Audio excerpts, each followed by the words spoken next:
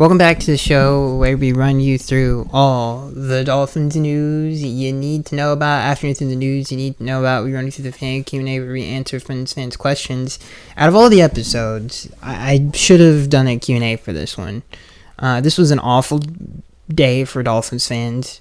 This might be the worst loss we've had in some time. I mean, a really long time. But let's get into the news because there's a lot of it, and it's a lot of bad news. We'll start positive. Dolphins extend Austin Jackson.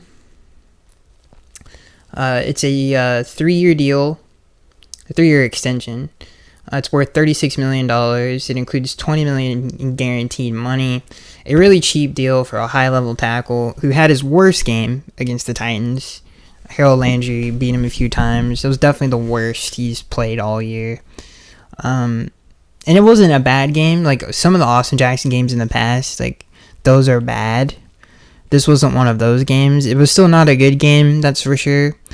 But other than outside of that game, he's been perfect.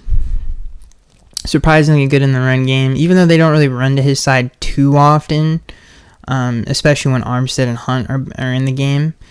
But when they do, he does his job really well. And really athletic. I think he got a lot stronger, and definitely this is the most comfortable he's been in a scheme since he was drafted here.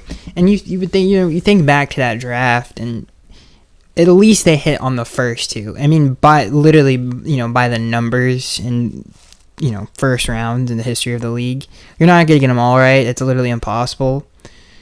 I can really hardly ever remember multiple first round picks working out. There's been a few of them, but normally it's not 3. That's for sure in 1 year. And obviously Igbenogany just didn't work out at all. And we thought Austin Jackson wasn't going to work out. It's just nice that he has, and it's another notch in Chris Greer's belt. And another thing is like, you look for consistently good football, not like, oh, he had one good game and then the next game he was terrible. Not only has he been able to stay healthy, but he's been consistently good. And he's been a big reason why this offense and the record we have is because he hasn't missed any games. Unlike last year where both tackles were hurt at times. And that was a huge loss. So the fact that he's been able to stay healthy is a big deal. And I hate even talking about him staying healthy right now because, God forbid anything happen when we need him the most, which is these last few games. But, yeah, it was a great extension. It kind of turned a huge turn for Austin Jackson, which is good. This next news story, Dolphins placed linebacker Jerome Baker on IR. This is nothing new. He can still come back for the playoffs, which is good. Hopefully we can still get a home playoff game, which is going to be a lot harder now, but I'm still hoping for it and still very confident that we can do it. But he would have been a nice, one of the many players that are injured that would have helped the team down these last stretch of games. The good news is the Dolphins are at home a lot at these last few games, 3 out of the last 4, which is good. And they get to play the Ravens too, which is really clutch. Because they can completely turn. They could even get the 1 seed still, which is great. They still have a chance to get the 1 seed, which is, and to win the division, obviously. But they got some hard games, but I think we can definitely do it. Dolphins center Connor Williams out for the season. This is the most brutal injury of them all. He tore his ACL. He's also in the last deal of his year of his contract. He obviously signed a 1-year deal. He's probably going to make a lot of money somewhere else. I don't know if the Dolphins, despite his high-level play, which, God bless him, it was a phenomenal signing by Mike and Chris. He really worked out at center. He's a really good center. But there are cons to him. He's been hurt a lot since he's been a Dolphin. He's missed a lot of games. And he has obviously had some up and down play with the snaps issues that have literally lost us games. So I am confident enough that, first of all, the team is, even Teron Armstead, they have to keep Robert Hunt. But they're going to have to replace Armstead and Connor, which is a big deal. And they have other people they have to sign, like Christian Wilkins. So this is going to be an interesting offseason for the team. Thank God they have a first-round pick, but they're definitely going to need to rebuild the offensive line. Do you trust Isaiah Wynn to come back? I think you're going to have to trust him to come back because you really can't afford two high-level guards. And Wynn's play was good enough to definitely bring him back, so that seems to be like an easy layup decision. Connor Williams, who's going to get a lot on the market, and they're not going to be able to afford that, so they're going to have to let him go. And I don't think that Armstead's coming back. I really don't think there's a shot on the planet Armstead comes back. I would have to look at his deal. I don't know if they can get out from under it pretty easily. That's really going to determine a lot. But the Armstead thing has just completely been a failure on so many levels. In theory, it was a phenomenal signing, and I would have done it again, honestly. If I went back in time, there was really nothing else they could have done. It was the right thing to do, but it just didn't work. So they're going to have to get rid of him and really, try to find quality guys there because we can't deal with this for another season. It's really hurt us. It hurt us in the Titans game. It hurts the offense. God bless Tyreek Hill, and I love him. But that hurts the offense way more than Tyreek Hill being out. And I know people are going to gasp and freak out. But it's true. The run game is a big deal to this offense. Even when Tyreek Hill was in the lineup and, we got 20 against the Raiders. That's a great example of what I'm talking about. That we need to be able to run the football on a more consistent basis. And we can't lose this guy and lose that guy. When they're all together, that's when the offense is at its best. And it's unfortunate that, the dude is out with an ACL. Just an awful night, dude. A lot of injuries. Thank God Xavier's not hurt. Tyreek Hill, which we'll just throw in here. Obviously, he's banged up with the ankle issue. And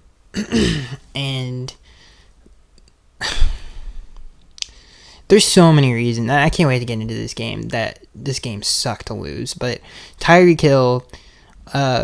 he's hurt, but to focus on the offensive line, they have a lot of options. They could get Ben Jones or Rodney Hudson. The bad part about that is both of those guys are obviously not in the prime of their career. They're still way better than I think with what they have. It would be, and obviously they're not going to sign them because they already would have done it.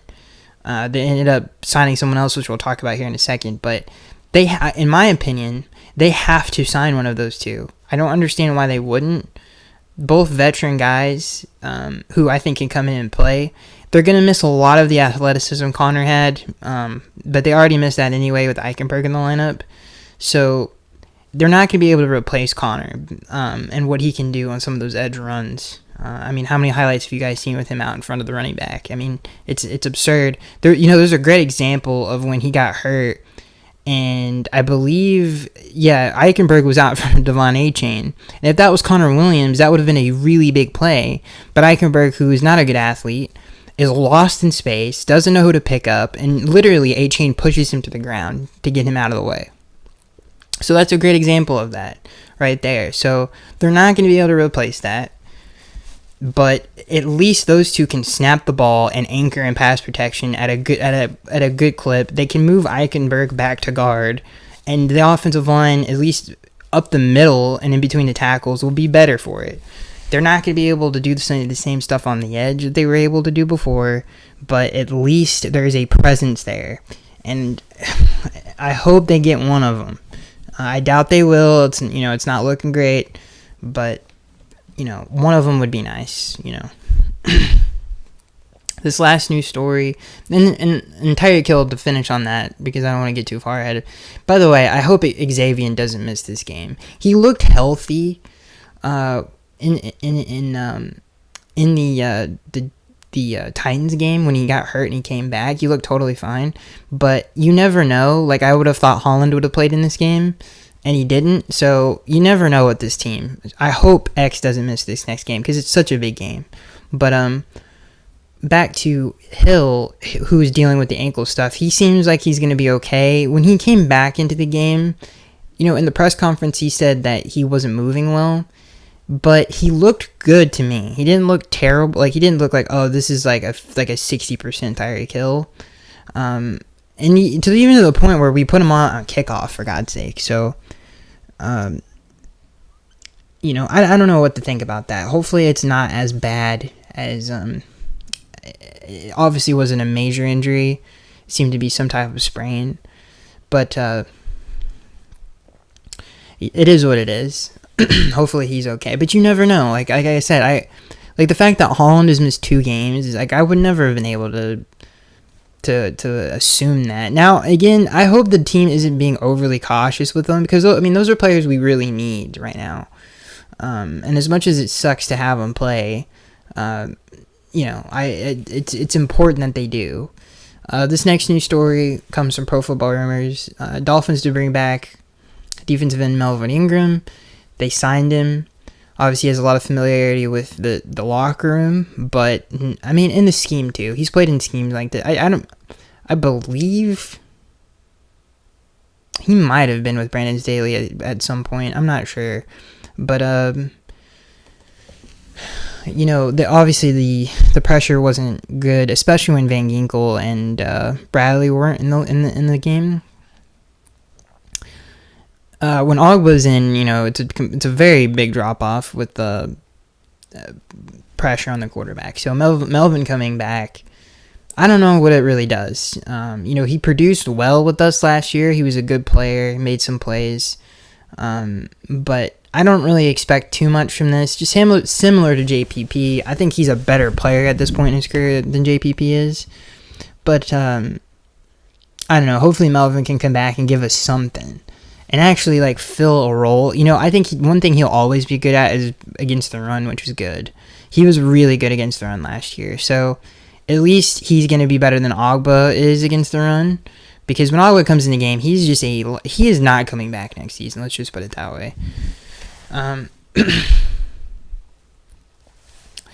Dude, it's just a bummer, man. It's just such a bummer. And I don't want to continue the bummer feeling, but it is what it is. I think that's what every Dolphins fan is thinking. So let's get into this game, which I don't even want to talk about, but let's talk about this stupid game. One thing I want to just bring up first, 2 things: missed opportunities, and because this game there's so much that I probably will miss, but missed opportunities and just the reason I think it's such a bummer. First of all, I want to start here. The crowd and the atmosphere on Monday night, which we haven't had a Monday night game in a very long time. And if you know the history of Monday night, I think we have the most Monday night appearances despite not being on Monday Night Football. I don't know if that still stands. I think we were the first Monday night game in the history of the league. And one thing I will say about Florida, and especially South Florida sports, is that night games are way better than 1 o'clock and 4 o'clock games. It's not even close, dude. It's not even close. So to have a night home game with the most electric Dolphins crowd, I think probably in my lifetime. I think a lot of people would agree with that. Packed house, great vibe, great atmosphere. And just to have that happen was devastating, dude. I haven't seen a crowd like that. And again, honestly, definitely since the Marino days, for sure. Maybe the early 2000s, I think we had nice crowds, but nothing like in recent. It's not even close. That was the best crowd. Not even close, dude. So it sucks because even one of my favorite moments in this game, even though this game sucks to even talk about, is when Tyreek Hill came back off of injury, and the crowd just went crazy. Like that was it was top level fan base stuff, and it's. We haven't seen that a lot here, and I don't want to be negative, but it's a fact, and in recent memory, and it's just nice. It was nice to see that and feel that and see that really, and it just to not come through was devastating, dude. And I think that honestly is the biggest reason it sucked was because of that. Not coming through in that moment was tough. Missed opportunities, which there was a lot of them.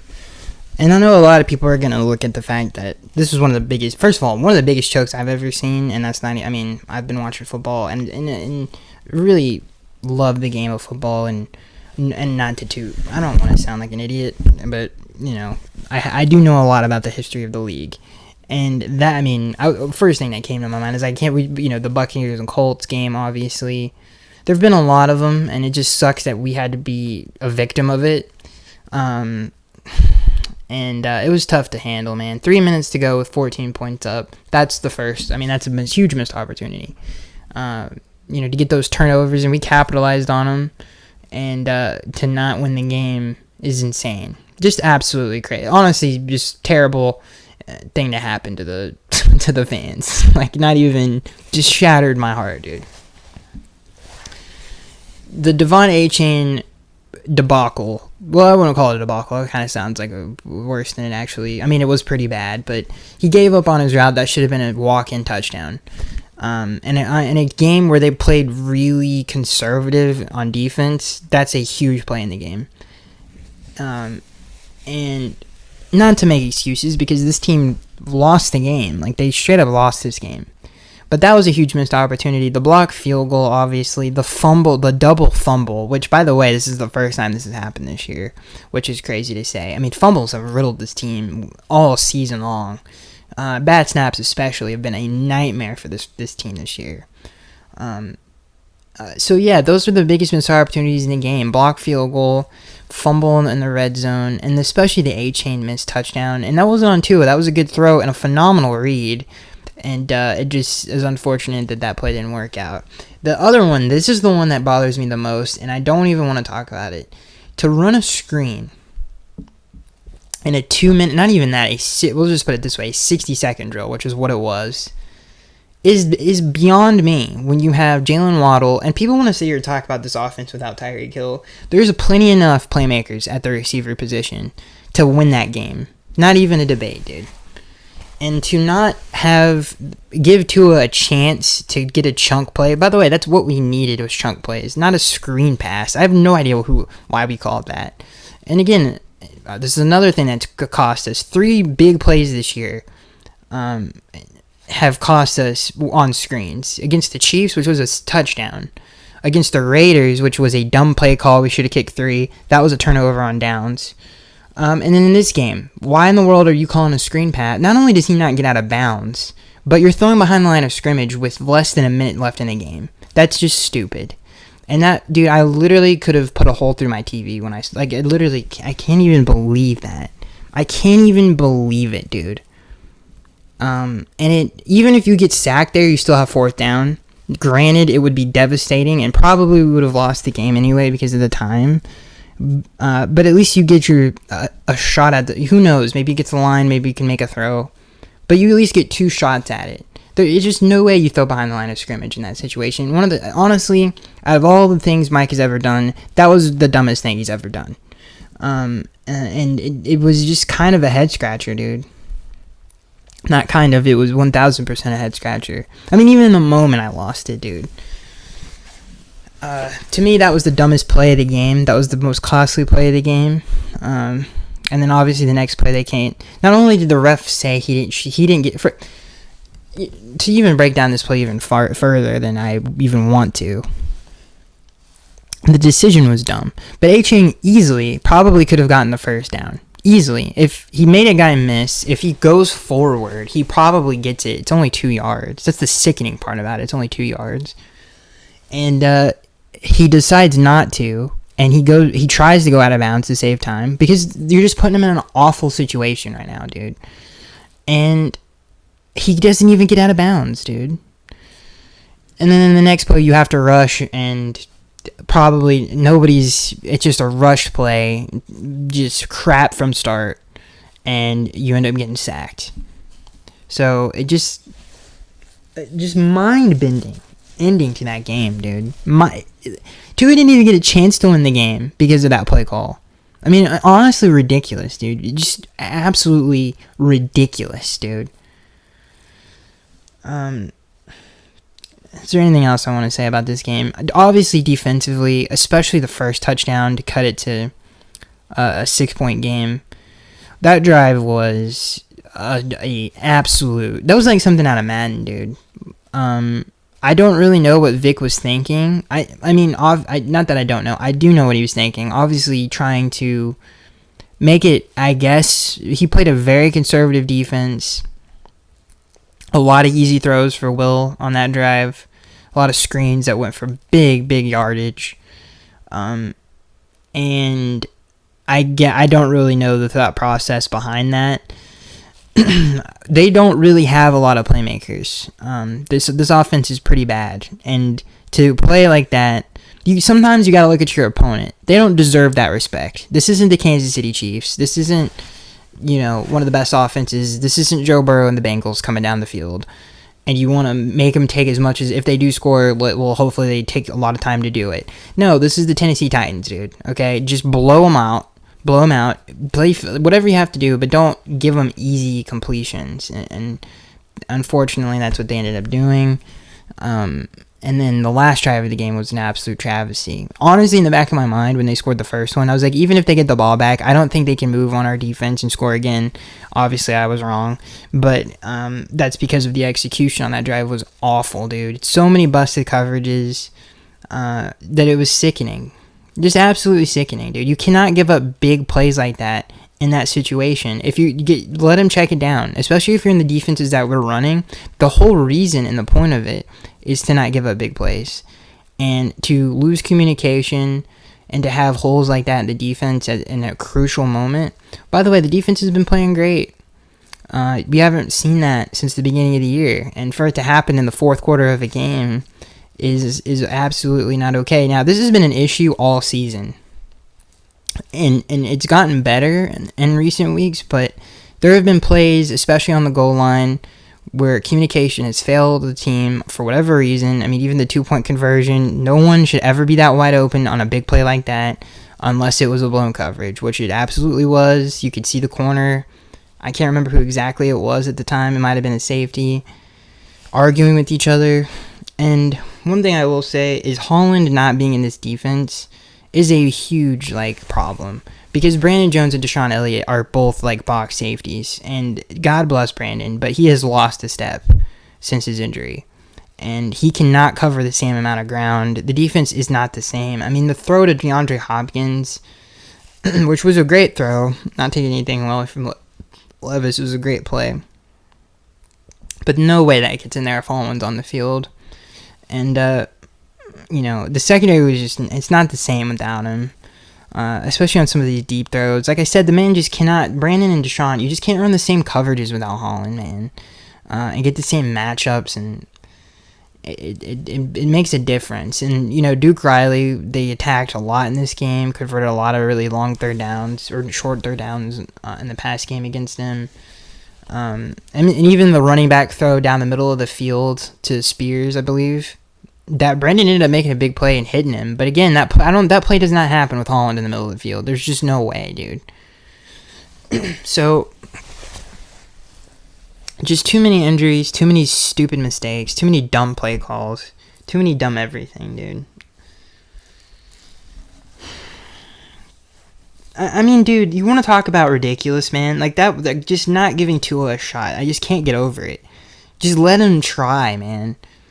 It just blows my mind. And people are going to bring up, oh, what about the other drives? Dude, we ran the ball twice and put him in a third down situation. Okay, that doesn't, and then not to just let him win or lose the game. I would have rather him thrown a pick six than have that happen to us, dude. It gives me literally have a headache thinking about it, dude. Literally have a headache thinking about it. That's really it. I mean, if we want to really break this, and to read the stats of this game is disturbing, okay? We gave up 403 total yards, and most of that was in the fourth quarter. And he had 320 passing yards, and most of that came on those last two drives of the game. And outside of that, they didn't do anything the entire game. They couldn't run the football. Their yards per play went way up because of the fourth quarter numbers. And it's it is what it is, man. I don't even, let's put this game behind us, delete it. And you know what will delete this game is if the Dolphins have a good end of the year. If they have a good end of the year, then who cares about this game? It is what it is. It was a slip up. Every team in the league this year has had one. Even the Ravens, they lost to the Colts. And unfortunate, it happened now for us, but I mean, even the Packers who beat the Chiefs last week lose to the Giants. It happens, but it's how you respond to those things. You can't let it linger. I didn't even talk about I just thought about that. The Bradley Chubb, which led to 7 points because he wants to be an idiot. Not only does he miss the sack, but then he gives him a first down on unsportsmanlike conduct. I don't even want to talk about the referees because they were also terrible, not calling a horse collar. That's not why they lost the game, though. They didn't lose the game either because Tyreek Hill wasn't in the game. They didn't lose the game because of that. They lost the game because of the things we've talked about. Just not a great... That play call, to me, really was devastating. Not good execution on defense. And that was really the reason they lost. It wasn't because Tyreek Hill didn't play. If you have a 14-point... The bottom line is, if you have a 14-point lead with 3 minutes left to go in a football game, the other team should not win that game. It doesn't matter. They shouldn't win the game. And if you have a quarterback that has the numbers and has played at the level that he's played at this year, you'll let him win the game. You don't throw a screen behind the line of scrimmage like we have a third-string quarterback out there. That's just absolutely absurd and dumb, and I don't know why we did it. But that's really it. And dude, the fact that right before that play happened, there was like a shot of Marino, and I was like, oh my god, it's good luck. And then that happened. It is what it is. I just want to get to the next game as fast as possible and just get this game out of memory as much as we possibly can. So that's it, guys. Just bad luck, honestly, in a lot of ways. Injuries and some of the stuff that happened in this game just could not catch a break with everything. That's it, ladies and gentlemen. I hope you guys enjoyed. Frustrating. I still think this team is good. Hopefully we don't miss any more big players in the next few games because we need those guys. Like, these are important people to the team, and we have to have them in. And especially for these next few, I hope none of the secondaries hurt. And yeah, hopefully Melvin can come in and play. And be good against the run because we need a good rotational run guy. That's hurt us in a lot of plays, and to have someone who can come in and who can play good edge football is important. So that's it. And hopefully we sign a center. I doubt that's gonna happen though. But I'll see you guys in the next one.